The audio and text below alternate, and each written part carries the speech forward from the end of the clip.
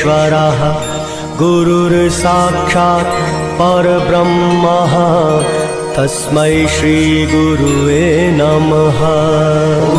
गुरुर्ब्रह्मा गुरुर्विष्णु गुरुर्देवो महेश्वरा गुरुर्साक्षात् परब्रह्मा तस्मै श्री गुरुवे नमः।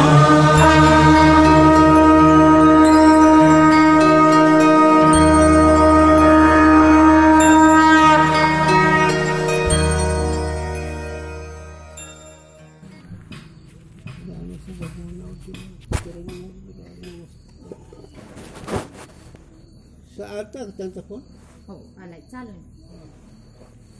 आता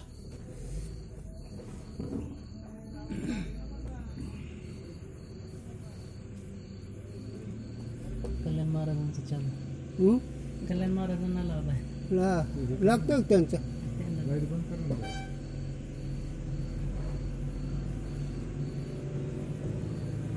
हे बंद कर ना लाईट ही रेकॉर्डिंग आहे असं लाईट बंद केलं चालतं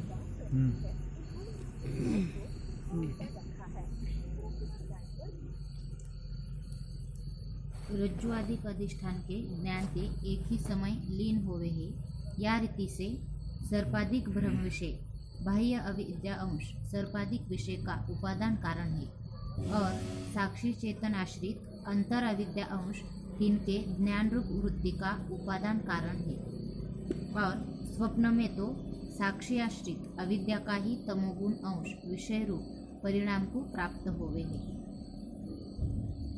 आता गडे ही विषय साधकाचा उत्कृष्ट अधिकाराचा विषय सांगतो मी, पण काय अधिकाराचा विषय एवढंच मला सांगते.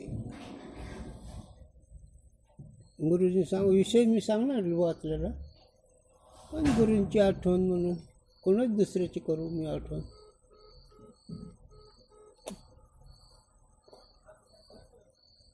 वेदांताशिवाय समाधान नाही, वेदांताशिवाय परमार्थाची फलीभूत अवस्था नाही. कर्मप्राप्त सगळे साधनाचे अधिकार करायचं योजना आहे. पण हे का सांगायला लागलो मी, तर इथं दृष्टांतात 2 अविद्या घेतल्या, सिद्धांतात एकच अविद्या घेतली. आणि अविद्या शब्दाचा अर्थ अज्ञान. त्याच्यापेक्षा सोप्या भाषेत सांगायचं म्हणजे स्वची अनोळख. स्वची अनोळख हेच अज्ञान आहे. जरा बॅटरी आहे कोणाच आहे ते काय आलं कोणतं सर आले बोलते. तर आता विषयाकडे येतो, पण मध्ये एक चिंतन आलं, ऐकून जाता.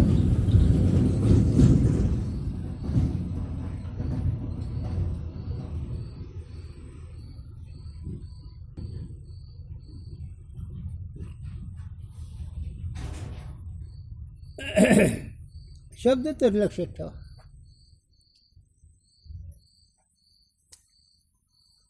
युगपत ही पद फार मोठं परमार्थाचं वर्म आहे, आणि युगपत ही कळणं फार मोठं अधिकाराचं फल आहे. युगपत या शब्दामध्ये कार्यकारण नाही, प्रतिविज्ञान नाही, आणखी जन्यजनक नाही, कर्तृकर्तव्य भाव नाही, काय नाही. युगपत या शब्दाचा अर्थ एकाच क्षणामध्ये ज्ञान आणि ज्ञानाचा विषय उत्पन्न होतो. ही फार मोठी सूक्ष्म नजर आहे. तर आता या प्रसंगामध्ये आलेला तुम्ही जे विषय वाचला, त्या विषयामध्ये असं वाचलेल्या ओळीमध्ये सर्प ते उपहित चैतन्य, त्याच्या आश्रित असणारी अविद्या ते सर्पाचं उपादान कारण आहे. आणि अंतकरण उपहित चैतन्य असणारं साक्षी, त्या साक्षीचा आश्रित असणारी अविद्या ते सर्पज्ञानाचं उपादान कारण आहे. पण आता इथं जर थोडं तो विचार केला तर उपादान कारण कशाला म्हणावं ही एक त्याच्यावर लक्ष ठेवायचं असतं. उपादान कारण जसं माती ही घटाचं उपादान कारण आहे, कुंभार हे निमित्त कारण आहे. आणि उपादान कारण कार्यत असल्याशिवाय कार्य सिद्धच नाही. म्हणून उपादान कारण कार्यात त्याचा प्रवेश असतो, ज्याचं कार्य असतं त्याला उपादान कारण म्हणावं. हे मला पुढं का सांगायचं आहे तुम्हाला? जोपर्यंत तुम्हाला जग वाटतं तोपर्यंत तुमच्या स्वरूपात तुम्हाला अनोळख आहे. आणि तुम्हाला जग नाही वाटलं, म्हणजे नामरूप नाही वाटलं, मी माझं नाही वाटलं, मग अज्ञान नाही झालं. जोपर्यंत हे वाटतं तोपर्यंत तुम्ही भावनेने शब्दाचा विचार करतात, एवढंच त्याचं उत्तर आहे. आणि मी आणि माझं जिथं नाही असा जो महात्मा तो असतो, पण त्याची भेट होणं फार कठीण आहे. बहु अवघड आहे संत भेटी, द्या सोडून हा विषय. म्हणून अविद्याचं न कळणं, रजस न कळणं ही रज्जू पैचण्याची आश्रित अविद्या. आणि वृत्ती सर्पाचं ज्ञान जे आहे ते अंतकरण उपचैतन्याचे आश्रित असणार साक्षी चेतन, त्या साक्षी चैतन्याचे आश्रित असणारे अविद्या, त्याचा सत्वगुणाचा परिणाम ज्ञान आहे. पण जाता जाता इथे एक वर्म सांगून गेलं, युगपत ही दाखवलं आहे. आणि ते युगपत ही कळण्याकरता तिथं अनुभवाचा दृष्टांत स्वप्नाचा दिला.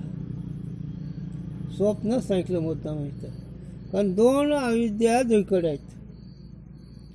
पण दोन अविद्या दुईकडे आहेत हे क्रमशः कळण्याकरता आहे. वास्तविक अविद्या एकच आहे आणि अधिष्ठान चैतन्य एकच आहे, परंतु क्रमाने कळण्याकरता वगैरे दाखवलं झालं. वास्तविक तसं काही नाही झालं. म्हणून स्वप्नामध्ये जसं ज्ञानाचा विषय एकाच वेळेस आहे. स्वप्नामध्ये ज्ञानाचा विषय एकच आहे. बघा, कळत असलं तर स्वप्नामध्ये तुम्ही हत्ती पाहिला, हत्ती आणि त्याचं ज्ञान हे दोन एकाच वेळेस आहेत. पण हत्ती पाहणारा बी स्वप्नातला वेगळा आहे आणि हत्ती पण वेगळाच आहे. पण हत्ती आणि हत्ती पाहणारा हे दोन्ही वेगळे आहेत. आणि त्यात पाहणार तो ज्ञात आहे, पाहणे हे ज्ञान आहे आणि वस्तू हत्ती हे विषय आहे. म्हणून गुरुजींनी सांगावं ही जग न नुसतीच त्रिपुटी आहे. ऐकून जाता कळणं थोडं येत आहे. जग नाही झालं असं तो विषय पुढे. पण स्वप्नामध्ये एवढा पदार्थ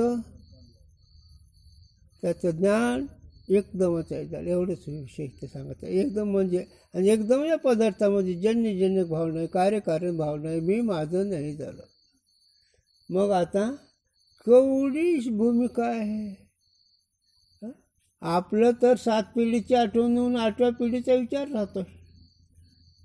कुठं बसतं हे.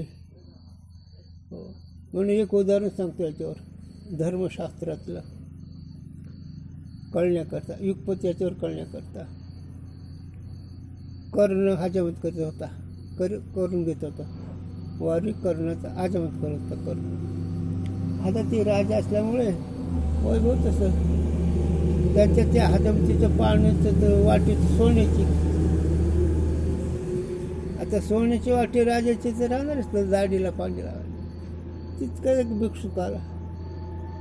भिक्षुक आल्यानंतर त्याने ती डाव्या हाताने वाटी उचलून दिली. आपल्याकरता असतं हे कळण्याकरता. आणि ते भिक्षुक म्हणलं, बाबा हे उजव्या हाताने धर्म करावं लागतं. अहो म्हणलं ते तुमचं खरं आहे, पण ही डाव्या हातातली वाटी उजव्या हातात येऊस तर मी राहतो का नाही. हां, म्हणून परमार्थ आहे त्या अवस्थेत करायचा असतो. काय म्हणलेत कर्ण महाराज, अरे ही वाटी खरी आहे, ते म्हणतात ते खरं आहे, पण डाव्या हातातली वाटी हातात येऊस तर मी राहतो नाही कोणास ठाऊक, म्हणून आलेलं घ्या. तसं परमार्थ आहे त्याच वेळेस उभा राहायचा असतो एक. आणि दुसरी गोष्ट आहे का त्याला काल, त्यालाही कमी एक करणं, त्यालाही कमी एक पुढे भिक्षुकाला दान देतो, नाही झालं आहे त्याच्यात. तसं जगाच्या बाबतीत सर्प आणि त्याच्या ज्ञानाच्या बाबतीत, जग आणि जगाच्या ज्ञानाच्या बाबतीत, स्वप्न आणि स्वप्नाच्या ज्ञानाच्या बाबतीत हे एकदम आहे. आता हे आम्ही सांगायला लागलो, शास्त्र सांगायला लागलो कळण्याकरता, बाकी युगपथ हे अभ्यासाचाच अनुभव आहे त्याला. पण हे कळल्याशिवाय तर अभ्यास कशाचा होईल. म्हणून युगपथ या शब्दाचा अर्थ एकाच क्षणामध्ये ज्ञानाचा विषय झाला. हां, पण जीवाचा कसा भ्रम आहे. हां, याच्यावर माझ्या गुरुजींनी सांगावं झालं. काय रे काय सांगतो मला, आता उबळच आहे झालं. किती गंमत आहे झालं. सिद्धांत असा आहे की ज्ञानाचा विषय एकाच काली आहे. महाराजाच्या मोठाच्या दगडाला किती वेळ लागत असेल, कळतं का महाराजाला कवडीची अक्कल आहे का. ही वेगळं आहे झालं.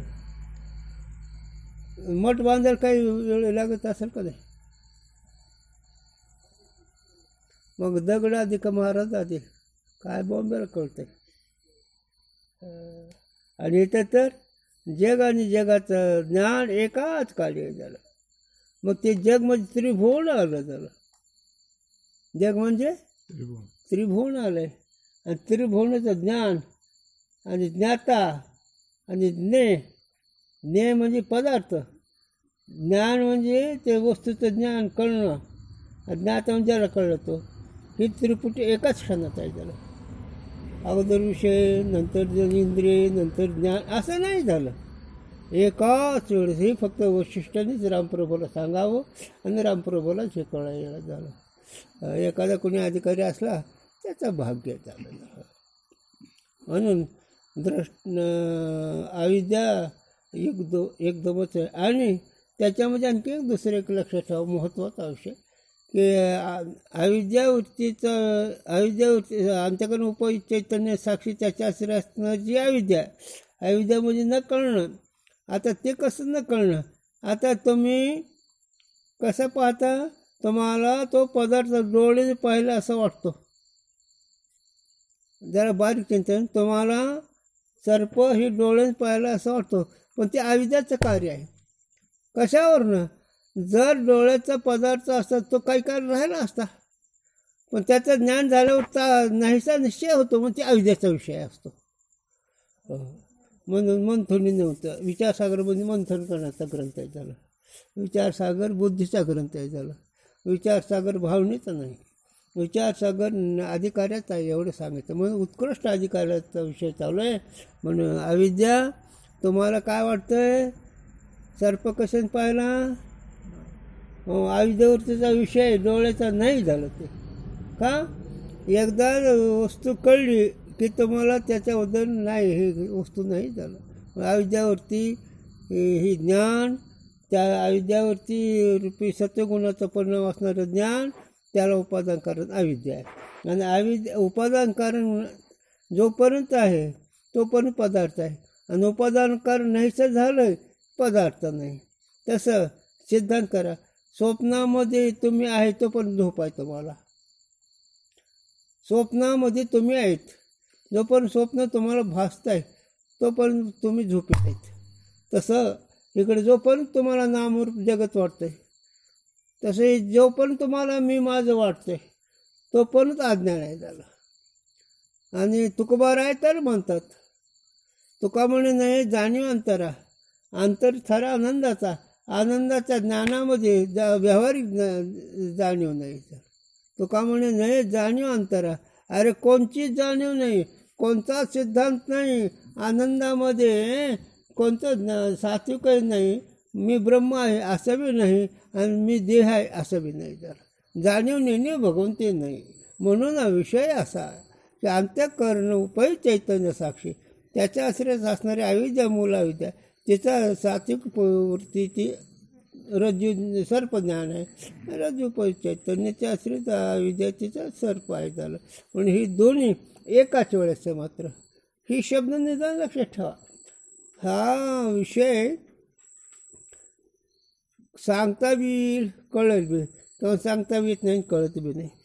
परंतु एक शब्द लक्षात ठेवा की ज्ञान आहे, ज्ञानाचा विषय साधूंच्या दृष्टी एकाच वेळेस आहे त्याला.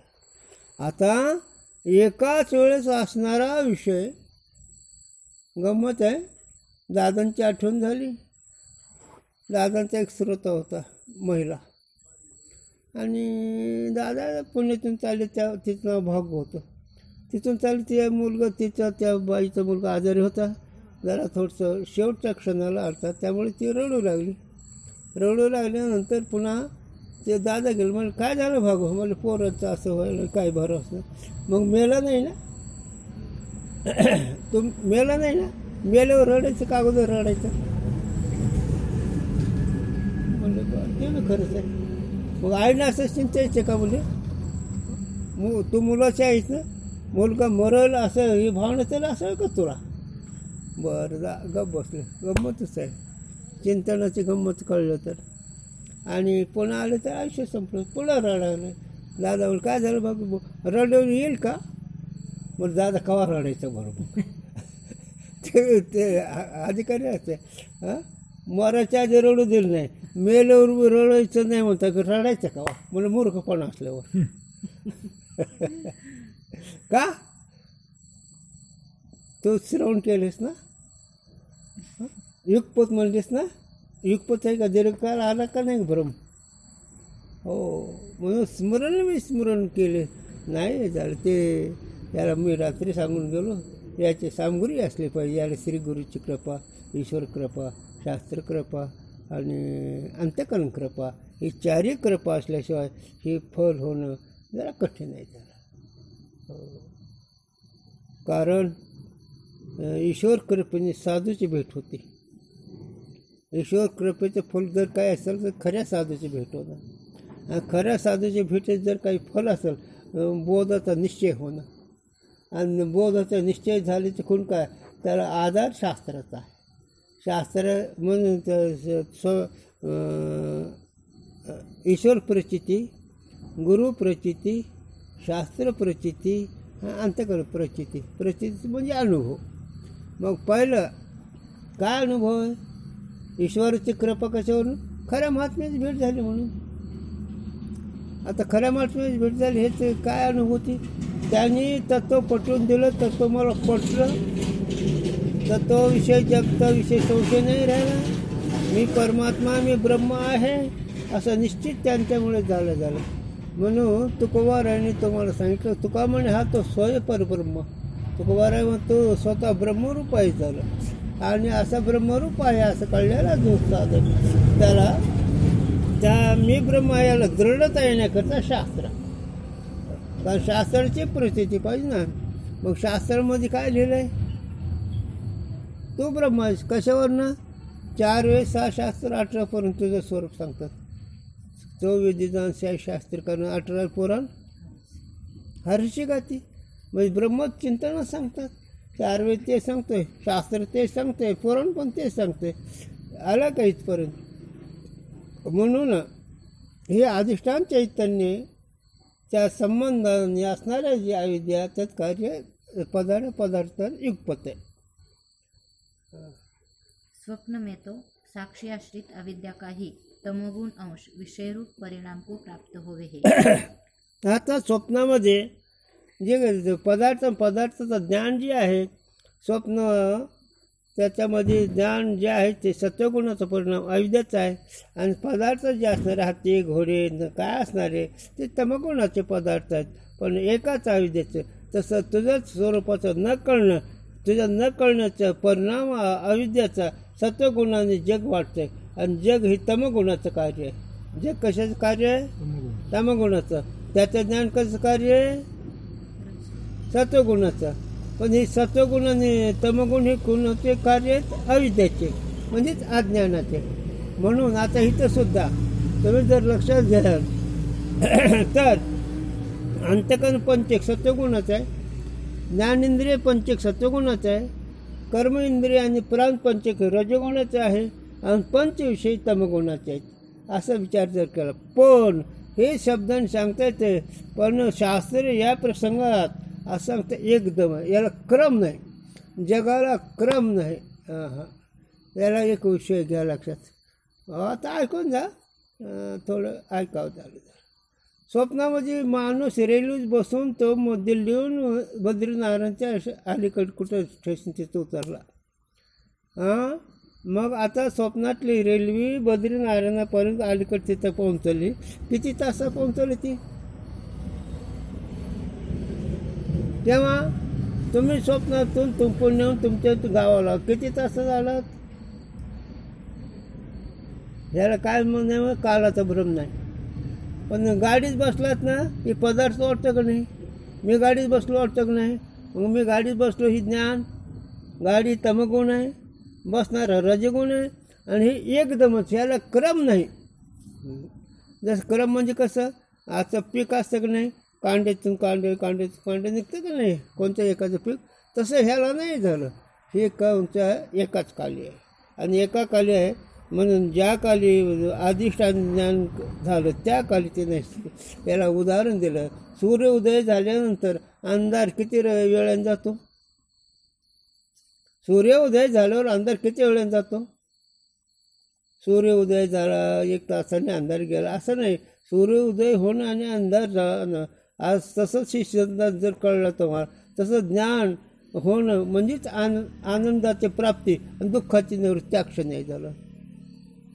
आनंदाच्या प्राप्तीमध्ये जसं सूर्य उदय झालं तर उदय होणं आणि अंधार नाहीचं होणं, त्याप्रमाणे जर आनंद प्राप्त झाला, जर स्वरूपाचं ज्ञान प्राप्त झालं, त्या काली अज्ञानात कार्याची निवृत्ती. अज्ञानाच्यात कार्य देहाधिक जगत, जन्ममरणाधिक, सुखदुःखाधिक हे अज्ञानाचं कार्य आहे. पण ज्यावेळेस तुम्हाला तुमचं स्वरूप ज्ञान होईल, स्वरूप ज्ञानामध्ये त्याच क्षण होतं. म्हणून ज्ञानाचं एकच खूण आहे. समजूत झाली की व्यवहार सुटला. व्यवहार सुटला म्हणजे त्याचं काय कारण नाही. आता थोडं चिंतन आहे का, व्यवहार सुटला या शब्दाचा अर्थ व्यवहार ही भासमान आहे. सुटला या शब्दाचा अर्थ लौकिक दृष्टीने पदार्थ गाठ बांधून सुटले असं नाही झालं. तर सुटला या शब्दाचा अर्थ कसा जर करावा, तर साक्षी मी झालो गुणाचा देखणा. मी या 3 गुणाचा द्रष्टा आहे, साक्षी आहे. आणि 3 गुण जे आहे ते स्वप्न होत आहेत. 3 गुण आहेत ते प्लास्टिकची भावली आहे. 3 गुण जे आहे अगरची सावली आहे. 3 गुण जे आहे मृगजल आहे. 3 गुण जे आहे रज्जूवरचा सर्प आहे. असं निश्चय झालं. आणि ह्याला उत्पत्ती, याला काल देश नाही झाला. आजचा विषय या 2 दिवसात फार मोठं महत्त्वाचं काय करू झालं. ह्याला अधिकार जर असला तर काय मजा येते या विषयाचा. युगपत ज्ञानाचा विषय एकाच वेळेस आणि एकाच वेळेस नाहीच होतो. ज्यावेळेस उत्पत्ती त्याच वेळेस त्याचा बाद आहे झाला. ज्यावेळेस पदार्थ दिसतो त्यावेळेस ते नाही झालं. सूर्य उदय झाला त्याच वेळेस तो मावळतो झाला. काय कळायला रे मात्र, सूर्य उदय झाला त्याच क्षणीच तो मावळतो. कसं ते थोडं लक्षात घ्या जरा. सूर्य जसं होईल तसं त्याचं जागर आहे का? सूर्य वर आलो त्या जागेवर राहिलं का? जिथं उदय झाला त्याच्या पुढे 1 तास पुढे आलो ती जागा सुटली का जाईल? मग त्या जागेवर सूर्य आहे का? आता त्याला इकडे सिद्धांत करा. आता सिद्धांत काय इकडं व्यवहार चांगला लक्षात ठेवा. ज्या काली संकल्प झाला त्या काली तो संकल्प नाही. ऐकून तर जा. हो, ज्या काली संकल्प झाला त्या काली तो नाही झाला. नाही झाला का? संकल्प मांडला आहे त्याला देश नाही, त्याला काल नाही. स्वप्नातल्या हत्तीला जागा कुठे सांगा? स्वप्नातला हत्ती एवढा मोठा आहे, जागा कुठे आहे? म्हणून त्या आयुधाचं कार्य ना. स्वप्न का ते स्वप्नातले पदार्थ डोक्यात आहेत का? कंठात आहेत का? देहात आहेत का? नाहीत का? नाहीत का? बरं, असू दे. अगोदर हत्ती का अगोदर ज्ञान? स्वप्नातला पदार्थ अगोदर हत्ती का अगोदर ज्ञान? दोन्ही एकच आहे ना. गुरुजींची आठवण झाली. अरे बोलतोय गडे, वय किती रे तुझं? संपलं की गेलं की नाही अजत्वाद व्हायला? वय सांगता येते ना कोणाची त्याच नाही. जर छान असलं गुरुजी त्याच्या पुढं सांगा. लग्न झालं का रे तुझं? आणि युगपत म्हणतोस नाही झालं. हे तसं नसतं इथं. युगपत या शब्दाचा अर्थ एकाच क्षणी झालं. ज्ञानाचा विषय एका क्षण, दुसऱ्या क्षणी ते नाही. आणि ह्याला अनुभव जर करायचा असेल तर ह्याला विचारानेच हे कळेल. आणि त्याच्या पुढे आणखी जर थोडंसं वृत्तीसंध्यहरण जर कळले तर हे कळेल. वृत्तीसंध्यहरणामध्ये साधकाला एक संकल्प गेला, दुसरा नाही आला. संकल्प गेला नाही, आला नाही, भ्रम वाटतो झाला. संकल्प मानलाय झालं, त्याला काल नाही, त्याला देश नाही, त्यात क्रम नाही झाला. ही सूक्ष्म नजर आहे. म्हणून माऊली काय म्हणतात, हरिपाठा चरण बघा. चला आता नाही यायचं ते, पण ववी आहे दुसरे. आकाशाच्या पादावे गाळून घ्यायचे. आकाशाचा पदर करायचा आणि त्याच्यातून गाळून घ्यायचा. आकाश किती सूक्ष्म आहे. आकाश शब्दाने कळतं का डोळ्याने कळतंय? आकाश डोळ्याने कळतं का शब्दाने कळतंय? शब्दाने कळतं. शब्द ही आकाशाचा गुण आहे. हां, शब्द ही आकाशाचा गुण आहे. मग शब्द आपल्या आश्रित असणाऱ्या पदार्थाचं ज्ञान करून देतो. पण आकाश हे जितकं सूक्ष्म आहे आणि त्या आकाशापेक्षाही तुझं स्वरूप सूक्ष्म आहे. मग बाबा किती बुद्धी तुझी सूक्ष्म करावी लागेल. किती बुद्धी सूक्ष्म करावं. आकाशाला किती सूक्ष्मता आहे.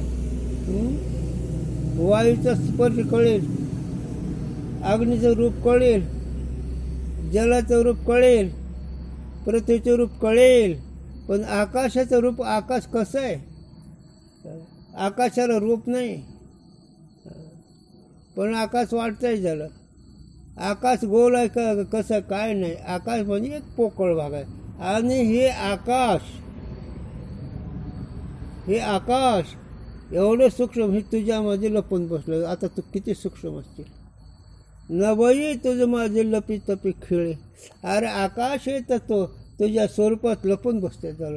एवढा तो सूक्ष्म आहे आणि एवढा तो सूक्ष्म, एवढा तो व्यापक, एवढा तो आनंदरूप असणारा. पण किती घाणी शिवून बसला रे, किती घाणी शिवून बसला तो न कळण्यामुळे. काय घाण येऊन बसला सांगतो तुला कळलं तर. या ध्यासे म्हणे मी आणि स्त्रीपुत्र म्हणे माझे. हे गोवाचे कोतळेच नाही तर काय. किती घाणी चाला हा देह. गोवाचं कोतळ आहे का नाही. देह गोमुताचं जागा आहे का नाही.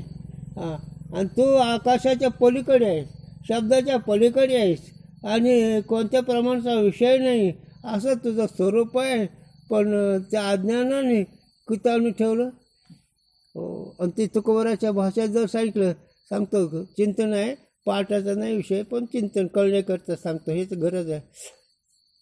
तर ह्या देहाचा व्यवहार तुकोबाराने इतकं लिहिला कळण्याकरता तरी कळत नाही. जरा काय म्हणतात तुकोबारा.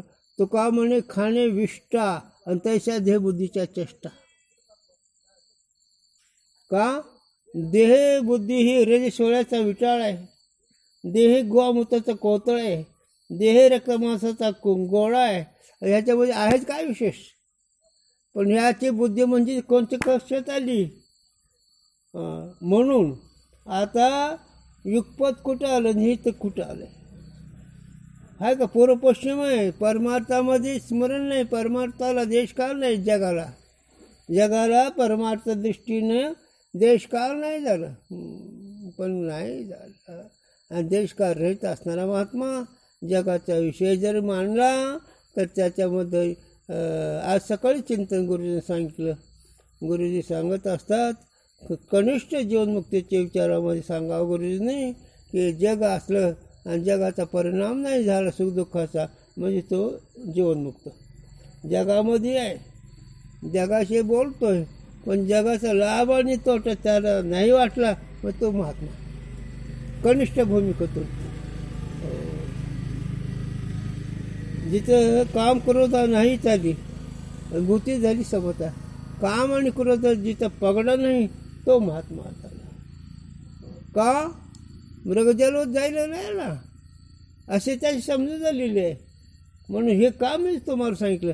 स्वप्नाचा दृष्टांत हे जीवनमुक्तीचं प्रकरण आहे. कळलं तर स्वप्नामध्ये पदार्थ आणि पदार्थाचं ज्ञान एकाच काली आहे आणि एकाच काली असल्यास दुसऱ्या काली दुसरं नाही झालं. हो, म्हणून नाही जमायचं झालं. म्हणून अविद्या त्याचं कार्य देह ज्ञान किंवा पदार्थाचं ज्ञान अविद्येचं कार्य असल्यामुळे एकदमच आहे झालं. अगोदर ज्ञानानंतर विषय, अगोदर विषयानंतर ज्ञान, ज्ञान अगोदर ज्ञानानंतर असं काहीच नाही. ज्ञान आणि ज्ञानाचं एकदमच आहे. पण फोटो हरवला तर कसं कुठं ज्ञानाचा विषय काल नाही, एकाच काली म्हणतात. त्यांचा फोटो हरवला तर वेळ लागते झालं. कुठेही पूर्व पश्चिम परमार्थ. म्हणून गुरुपुत्र जर झालास तर गुरुपुत्राची स्थिती ही बांधली पाहिजे.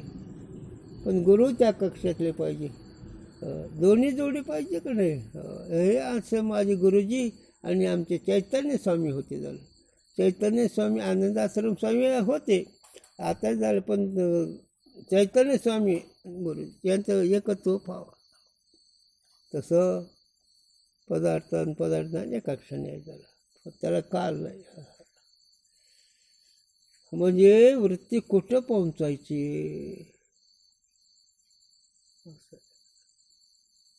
मनाने तर त्या काम क्रोधन खाऊन घेतलं झालं. कारण जगत सत्य बुडली तिचं काम क्रोध आलेच ना. सांगू का तुम्हाला, कळेल का, काही वाटेल का, काही बोलू तर गुरूंच्या भाषेत सांगू का तुम्हाला. हां सांगू गुरूंच्या भाषेत. कनिष्ठ जीव किती झाला ते तुम्हाला. बेगड्याच्या भावलीविषयी काही वाटतं का. तिचं चुंबन वगैरे घेता का, तिला कपडे वगैरे घालता का, तिच्याविषयी हरवले का असलेलं का अनुकूल प्रतिकूल ओढतंय का. ही दृष्टा जसा आहे तसा प्रपंच वाटला पाहिजे. मग तो मुक्त. मग तसं बायका पोरं लेकरं बाळं ही बेगड्याचे भावले आहेत. आणि बेगड्याचे भावले पाहायचे असते का भोगायचे असते. काय कळतंय नाही कळत झालं. दृश्य पदार्थ भोगायचा का पाहायचा. म्हणून सांगा गुरुजी माझ्या, जीव म्हणलं की करता, साधक म्हणलं की भोगता, आणि जीवनमुक्त म्हणलं की द्रष्टा. जीव म्हणलं की करता, आणि साधक म्हणलं की भोगता, आणि महात्मा म्हणलं की द्रष्टा. आता इकडे येऊ आपण. आता गीतेकडे ज्ञानोबराकडे येऊ. अर्जुन म्हणलं की करता आहे का नाही, आणि भगवंत म्हणलं की द्रष्टा. आणि त्याच अर्जुनाला मोहामुळे कर्ता पदामध्ये आल्यामुळे मी माझं वाटल्यामुळे किती दुःखानं घायाळ झाला. आणि ते दुःखानं घायाळ कोण कोण होतं जवळ. अर्जुन इतका दुःखाने घायाळ झाला कोणासमोर. त्रिभुवनाचा मालक सारथ्य पण करतो त्याच्यासमोर. त्रिभुवनाचा मालक मूर्तिमंत शंकर वानर ध्वजस्तंभावर आहे. एक व शंकर परमात्मा आहे, रथाचा मालक सारथी आहे भगवान. याच्यासमोर अर्जुन रडत बसलाय. तसं नाही झालं. हे मोह पुढं कोण हे कळू देत नाही. उलट अर्जुन मोहाच्या ताब्यात गेल्यामुळे भगवंताची लाज काढली झालं. म्हणून मोहात गेलेला माणूस कुणाला काय बोलत पत्ता लागत नाही. लाज वाटते ना देवा बोले असं सांगायला. हे माझे गणगोत आहेत, हे माझे सगळे आहेत, आणि ह्याला तू मार म्हणतो. तुला आहे का जागेवर लाज. माणूस रसा तळाला गेल्यावर कुणाशी काय बोलावं हे कळत नसतं. पण ते भगवंत बोलले हो खरं. आणि माहीतच आहे ना, आता खाली गेलेला माणूस काय बोलल, 10 रुपये माणूस काय बोलल. तसं अविद्या नावची दारू पेलेला जीव काही बोलाल की इतकं मी का सांगितलं की ही सत्वगुणाचा परमार्थ आंधळा असतो आणि मोहाचा पावला कुठवर आहे ते आता सांगितलं, पुन्हा नाही परत जात मी त्याला. मोहाचा माझा अनुभव सांगितला मी तुम्हाला कित्येक वेळेस. माऊलीसारखं दर्शनाला अधिष्ठान, ज्ञानराजाचा अवतार गुरुजी सांगायला चिंतन मला, इंद्रासारखं पवित्र तीर्थ स्नानाला, आणि याच्यापेक्षा कितीतरी व्यवस्थित मला सोय ताट आणून देत होते मला तिथं राहायला. तरी घराकडे निघाले मन, आणि घरी बघायला तर पत्र नाही नीट जागेवर, खायची बोबा तरी तिथून निघालं. ती मायाचा पगडा झाला. गुरुसारखा महात्मा कोण त्रिभुवनात आहे आणि ते शिकवतोय चिंतन. माऊलीसारखं अधिष्ठान आहे दर्शनाला, इंद्राणी आईसाहेबासारखे पवित्र तीर्थ आहे झालं. आणि सोय तर काय सांगतो मला, ते आईला बाई तुम्ही पाहिलं मग तिथं माझी सोय होती, तितक्यातून मन निघालं झालं. आणि घरी यायचे तर फाटकं धोतर सुद्धा नाही नेसायला, तरी मन निघालं. ह्याचं नाव मोह. पण तो महात्मा होता झाला. गेलो झालं, दर्शन करायचं निघायचं. हे मायाचा पगडा सांगायला लागलो, नियुक्पत आहे का कसं आहे आता बघा इथं. पण महात्मा झाला. अंतरीचे घेतो गोडीत पाहे जोडी भावाचे. अंतरीचे पाहिलं काय बदललं. ते हार घेतला होता, पेढ्याचा पुडा घेतला होता. गुरुजी पेढे तर खात नव्हतं, पण एक विधी म्हणून घेतला होता. ते पेढ्याचा पुडा, ते हार, आणि हार घालायचा एवढंच. म्हणले काय जीव मूर्ख आहे म्हणले, सुखातून दुःखात जातोय.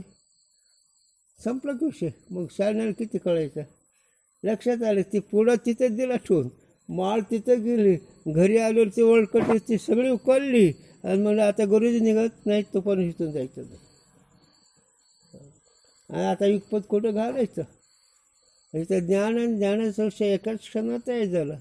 तर ह्याला रामप्रभूसारखं व्हावं लागतं, किंवा कापोराच्या होती उजळलेल्या होती अशा अधिकाऱ्याचं व्हावं लागतं. मग सांगितल्यापरी ते स्वरूप निर्धारी. मग ऐसाच अभ्यास करणे ते नेहमीची. बाबा रे हे साक्षी चेतनत्व आहे, अविद्या म्हणण्यापुरती आहे झालं. अविद्या म्हणण्यापुरती आहे झालं. मांडलेले आहे झालं. गुरूंच्या भाषेत सांगायचं का मांडलेले आहे झालं. हे मांडलेले आहेत का नाही. जेव्हा जीवशेद नाही, आत्म्याला जन्म नाही, मग हे सगळं मांडलेलं व्यवहार मांडलेलं आहे का खरं आहे. नाही झालं. हे मांडलेल्या वस्तू आहे. तसं बाबा रे हे काय नाही, न कळणं जोपर्यंत आहे. तू देवाला बोलतील पण दुःख भोगावं लागेल. तू समाधी लावशील तुला दुःख भोगावं लागेल. तू विद्वान होशील तुला दुःख भोगावं लागेल. तू राजा होशील तुला दुःख भोगावं लागेल. काय केलं मरण टळलं हे उत्तर द्या मला. मरण टळायला काय उपाय आहे सांगा. आणि जोपर्यंत मरण तुझ्या मागं तोपर्यंत तुला सुख नाही झालं. नाही झालं. मरण आहे तोपर्यंत का सांगू गुरूंच्या भाषेत. हां लक्षात ठेवतात थोडं. गुरुजी सांगा खाल्लं त्याचा गो होईल, ते घाण राहणारच. तुझं खायचं सुटलं स्वच्छ राहायला. खातो हात भरेल. ओझो हात म्हणजे डाव हात काम करणार. तसं प्रपंच जन्म आणि मरण राहणार जोपर्यंत अज्ञान आहे तोपर्यंत. अज्ञान आहे तोपर्यंत तुला जन्म मरण राहणारच झाला. जोपर्यंत तुझ्या स्वरूपाची ओळख होत नाही तोपर्यंत तुला हात भरावाच लागेल, धुवाच लागेल. किती वेळा जन्म यावे, किती व्हावे फजित झालं. अरे किती वेळाला जन्म आला आणि काय त्याची फजिती. आणि हे तर शास्त्र सांग युगपत. आता ते युगपत कुठं आहे तुम्ही कुठं आहे का नाही पूर्व पश्चिम. आणि हे तुम्हाला या नरदेहामध्ये कळतं आहे. म्हणून नरदेहाचं कौतुक फार मोठं. आणि त्या नरदेहातून आपलं मरण बघावं, आपलं मरण मारावं आणि मरण मारून मगच जगावं झालं. मरणाही आधी राहिलो मरून. अगर मरणाच्या आधी मरून राहायचं. याचं काय स्वरूपात गेलं की वासना संपली. वासना संपली की मृत्यू संपला. वासना असली की मृत्यू आहे, वासना नसली की मृत्यू नाही झालं. वासनेमुळे जन्म घेणे लागे. मग वासना म्हणले की अज्ञान आलं. आणि स्वरूप आनंद प्राप्त झाले की वासना नाहीशी झाले. हरिमुखी गाता हरिपली चिंता. कसं जन्म घेणे लागे आणि त्याचे झाले अंगे हो. अरे वासनेमुळे जन्म येतो आणि त्याच जर भगवंताचं चिंतन केलं तर तेच वासना हरिरूप होते झालं असं त्याचा अर्थ आहे. पण हे चिंतन मी का सांगितलं, हे युगपत हे शब्द फार मोठा महत्त्वाचा आहे. युगपत या शब्दाचा अर्थ कळायला, युगपत ही भूमिका प्राप्त व्हायला त्याला पुन्हा पुन्हा नाही सांगत. त्याला श्री गुरूंची कृपा, साधूची कृपा, ईश्वराची कृपा, शास्त्राची कृपा, अंतःकरणाची कृपा हे झाल्या सगळं. कृपा या शब्दाचा अर्थ काय असेल तर कृपा या शब्दाचा प्रसन्नतेचा व्यवहार. एका शब्दात सांगत प्रसन्नतेचा व्यवहार. प्रसन्न ही अंत्यकर म्हणून मन करा रे प्रसन्न सर्व सिद्धीचे साधन. तुकोबराय होतं अरे मन प्रसन्न करा. कशाचं प्रसन्न करा? अरे साधू भेटले प्रसन्न करा, देव भेटले प्रसन्न करा, शास्त्र कळायला लागलं प्रसन्न व्हा. नाही झालं मग त्याला अधिकार लागतो. म्हणून आजचा विषय जरा मी बाजूला सांगितला जरी असलो. आता युगपत भूमिका ही सांगण्याची असते, पण युगपत भूमिका अनुभवायची. याला एकच उपाय सांगून जातो गुरुने सांगावं. संकल्पाचा द्रष्ट्या झाला हे सगळे कोड सुटते. मनाचा द्रष्ट्या झाला हे सगळे कोड सुटते. मनाचा द्रष्टा जोपर्यंत होत नाही तोपर्यंत कोड सुटत नाही. परमार्थ होईल, सत्वगुण होईल, यज्ञ करील, सगळं करील, पण कोड सुटेच नाही. म्हणून योग याग विधी येणे नव्हे सिद्धी. हो विरुद्धी सिद्धी निधी अवघीच उपाधी जो ते परमानंदी म्हण नाही. स्वरूपानंदा जोपर्यंत म्हण नाही तोपर्यंत विरुद्धी सिद्धी असणाऱ्या एक उपाधी आहे झालं. हे साधका करता असतं झालं. विषय पामरालाही कळत नसतं झालं. म्हणून हे मी विषयाच्या बाजूला का गेलो हे आपल्याला ही चिंतनाने आपल्याला युगपत या शब्दाचा अर्थ कळलं. हे चिंतन जर केलं तर युगपत या शब्दाचा अर्थ म्हणजे एकाच वेळेस पदार्थ एकाच वेळेला युगपत म्हणावं. याला उत्पत्ती नाही. ज्या पदार्थाची उत्पत्ती नाही तो पदार्थ एकदम असतो. ज्या पदार्थाची उत्पत्ती असते त्याला क्रम असतो. म्हणून जगाला उत्पत्ती नाही झाला, जगाला उत्पत्ती नाही. लक्ष येत असताना किती अनादी पदार्थ, जीव, ईश्वर, भेद आणि संबंध हे 5 अनादी आहेत पण बाद होणार आहे. आणि ब्रह्म जे असणार आहे ते अनादी अनंत आहे. ब्रह्ममध्ये चेतन परमात्मा आहे, त्याला जन्म आणि मरण नाही. जन्म आणि मरण नाही झालं. हो मग आता तो परमात्मा तू जर म्हणलं तर जन्म मरण.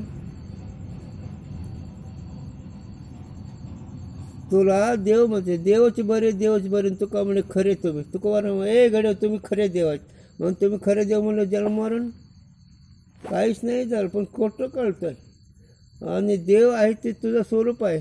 सुख हे तुझं स्वरूप आहे. ज्ञान हे तुझं स्वरूप आहे. अमर हे तुझं स्वरूप आहे. त्याला अमर या शब्दाचा अर्थ सत. तिन्ही कालावधीची व्याप्ती असते त्याला सत म्हणावं, ते अमर म्हणावं. आणि हे तिन्ही काळ ज्ञान काढले ते ज्ञान चिद म्हणावं. आणि हे दोन्हीचं स्थिर स्वरूप झालं. दोन्ही एकच स्वरूप आहेत. आनंदामध्ये चिद तेच आनंद आहे, सत तेच आनंद आहे, आनंद आनंदाचं. आणि हे आनंद राहण्याकरता, हे वरतीला अखंड सुख मिळण्याकरता ह्या विचाराने वृत्ती नामरूपाच्या बाजूला होऊन वृत्ती आनंदात निमग्न होती झालं. आणि आनंदात निमग्न झालेली वृत्ती असे महात्मे मोठ्यावर मोद नाही इतके मिळतील असं नाहीत मात्र. म्हणून युगपत या शब्दाचा अर्थ मी इकडे तिकडे जरी फिरलो असलो तरी कळण्याकरता फिरलो. पण परमार्थामध्ये ज्ञानाचा विषय अविद्याचं कार्य एकाच क्षणी झालं. म्हणून जन्म नाही, मरण नाही, सुख नाही, दुःख नाही, राजा नाही, गरीब नाही, पाप नाही, पुण्य नाही, हे सगळं अज्ञानाचं कार्य आहे झालं. आणि अज्ञान हे त्याच्या स्वरूपाची अनोळख. तुम्ही आत्मास्वरूप आहेत, तुम्ही ज्ञानस्वरूप आहेत, तुम्ही परमात्मा रूप आहात असं ते आहे. आणि हे कळणं म्हणजे नरदेहाचं मुख्य कर्तव्य झालं. आणि इथं गुरुजींनी सांगावा 2 चुक्या आहेत जीवाकडे. म्हणून जीव एक स्वचार पहिली चूक आहे आणि एक स्वैराचार आहे. स्वैराचार म्हणजे तुम्हाला लौकिक स्वैराचार वाटतो. खायचं नाही, खायचे खावं, नाही प्यायचे प्यावं, नाही करायचं ते करावं, ह्याला स्वैराचार व्यवहारामध्ये म्हणतात. पण परमार्थाच्या दृष्टीने स्वैराचार वेगळे आहेत. ज्या इंद्रियाचा विषय देव नाही, ज्या इंद्रियाचा विषय स्वरूप चिंतन आहे, ते सगळं स्वैराचार आहे. स्वैराचार या शब्दाचा अर्थ स्वरूपाच्या अनोळखीचा जो व्यवहार हे स्वैराचार. हे का सांगितलं की कळण्याकरता युगपत या शब्दाचा अर्थ ही युगपत या शब्दाचा अर्थ आणि युगपत या शब्दाचा अर्थ फक्त ज्ञान आहे, ज्ञानाचा विषय एवढं त्याचा बस ना. कुंडली केव्हा कळायचं हे कळणं महत्वाचं. पण आज हे न देहाचं ते कळलं काय.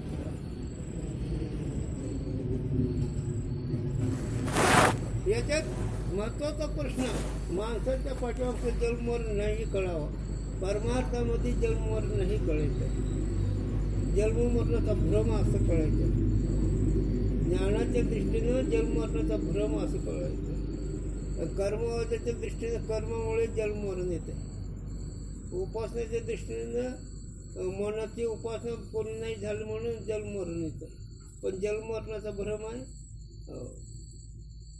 भ्रम या शब्दाचा अर्थ तो शिव मेंढा म्हणू लागला म्हणजे मग काय झालं, भ्रम झाला. आहे तो शिव पण म्हणतो मेंढा.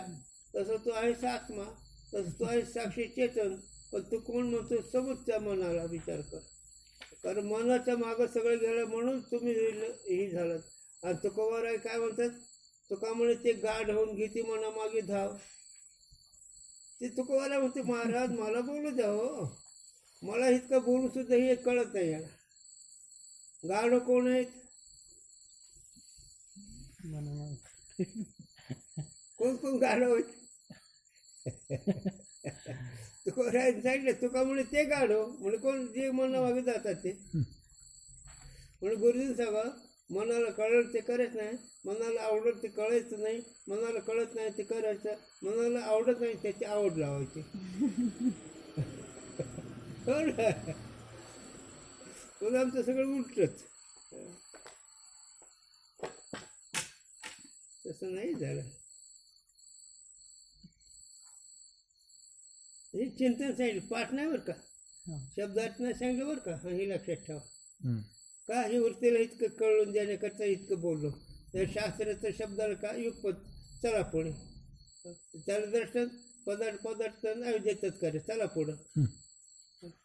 पण इतकं सांगून कळण्याची मार एका शब्द एवढं का कळायचं. पण एकच लक्षात ठेवा, तुम्हाला कळेल का म्हणणं कळेल. हे ऐकायला येणं, याच्याविषयी आवड होणं हे मात्र खऱ्याच पुण्याचं लक्षण आहे. त्याच्याची आवड ज्याला नाही त्याला बोलायचं नाही. पण हे ज्याला आवडते, हे ज्याला कळते तो खरा पुण्यशील प्राणी. कारण याच्याशिवाय अविनाश सुखच नाही, याच्याशिवाय दुःख समुद्री सुखच नाही, याच्याशिवाय चिंता रहित सुख नाही झालं. चिंता ते पळाले गोकुळा बाहेर, प्रवेश भीतरी देव केला. चिंता नाही काय विष्णुदासाच्या घरी, गोस जे जे कार्य करतात. चिंता नाही गावी विष्णुदासाची. हो, विष्णुदास म्हणजे जीवनमुक्त पुरुष आहे, त्यांच्या घरी चिंता नाही झाली. चिंता कोणाचं करते. आनंदामध्ये चिंता नाही, ज्ञानामध्ये कौतुक नाही, आणि सत्यामध्ये भीती नाही. सत्यामध्ये भीती नाही, ज्ञानामध्ये कौतुक नाही, आणि आनंदामध्ये स्मरण नाही. पण काय नको ते साधकाची गोष्टी करणं थोडंसं. जोपर्यंत तुम्ही दुसऱ्याचं कौतुक करता तोपर्यंत तुमचं ज्ञान तुम्हाला कळलं नाही. जोपर्यंत तुम्ही विषयात सुख समजता तोपर्यंत तुमचं सुख तुम्हाला कळलं नाही. आणि जोपर्यंत मी खरं आहे वाटतो तोपर्यंत खरं कळलं नाही. खरं हे शब्दाचा विषय नाही, खरं खरंच आहे. म्हणून तुकोबार एक अभंग म्हणू का, तुकोबाराचा एक अभंग म्हणू का, तुकोबाराचा एक अभंग सांगतो तुम्हाला. काय अभंग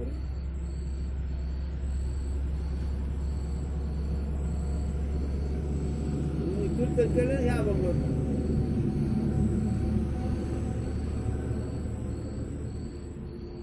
तुकावली तुझ करायचं पहिलं चरण आलं पडलं.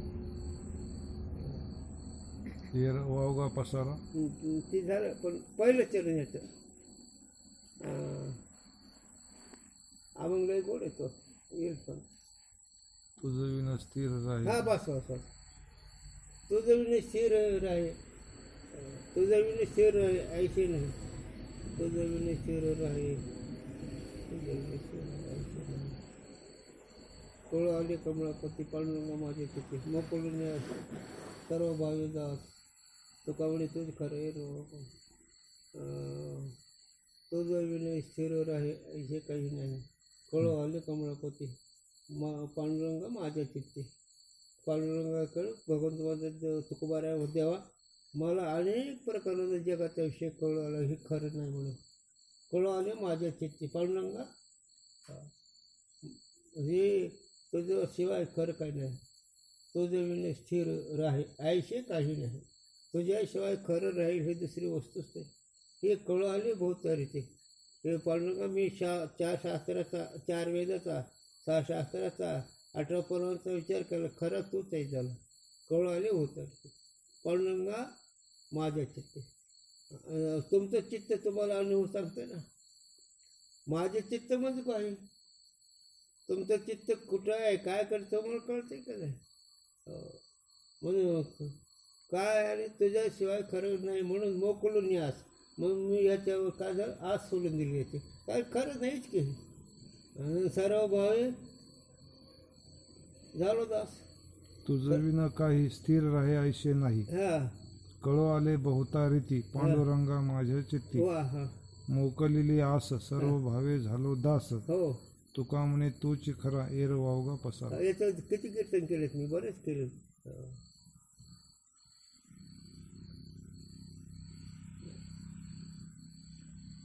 सांगता येतं रे कळतंय रे पण सगळं कळतंय कळत नाही काही पण राहण्यात का साठा कुठे हे जर राहिलं तर म्हणून अधिकारी म्हणत हे राहत असतात साठा म्हणजे अंत्यकरण मोकळं पाहिजे काम करून घर केले रीते घर भरलं विठ्ठल काम करून हे घर भरलं अंत्यकरण रुपये घरात काम करून रुपये शत्रू आहेत आणि हे नाहीसे झालं मग विठ्ठलचं राहतो कळो आली बहुतरची पडलं माझं तो जो विना काही स्थिर राहे ऐसा नाही